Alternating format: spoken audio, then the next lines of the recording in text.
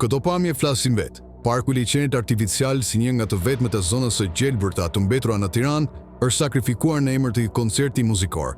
Rreth 43.000 metra katror hapësirë publike janë shishëndruar në kantier për t'i hapur rrugë një shfaqje muzikoje të organizuar nga Noizi në bashkëpunim me Bashkinë e Tiranës. Procesi i përgatitjes nisi që një muaj më parë, fillimisht u prem pemë, o hoq bari dhe më pas vendi u mbulua me zhavor, ndërsa skenografia gjigande vazhdoi të zinte vendin aty ku dikur qytetarë shëtisnin apo pushonin në hijen e pemëve. Kjo ndërhyrje brutale është përshkruar nga shumë aktivistë si një masakër mjedisore që tregon për buzjen e institucioneve për mjedisin dhe për të mirën e përbashkët. Por pas kësaj ngjarje nuk shihet thjesht një koncert, shihet një marrëdhënie e qartë interesash mes artistit dhe pushtetit.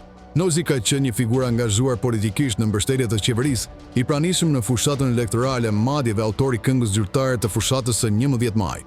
Tani, qytetarët e Tiranës kanë arsye të forta për të pyetur: a është dhënia një pjesë të parkut publik një shpërblim për shërbimet politike të reperit? Kush mban përgjegjësi për dëmin e pakthyeshëm mjedisor? Kush do ta rikthejë këtë zonë në gjendjen e mëparshme? Në një qytet ku betoni përparon me ritme të frikshme dhe gjelbërimi mbieton në zor, kjo ndërhyrje për të favorizuar një individ, sado i famshëm apo i afërt me pushtetin të jetë, është një tjetër dëshmi se hapësirat publike po përdoren si monedhë politike dhe jo si pasuri e përbashkët që duhet mbrojtur. Në vend që të ruajë dhe të shtojë hapësirat e gjelbërta, qeveria dhe bashkia duken se janë të gatshme të fijojnë edhe ato interesa të ngushta politike dhe personale, ndërsa qytetarëve u mbetet vetëm tymir, zurmë dhe një park më pak.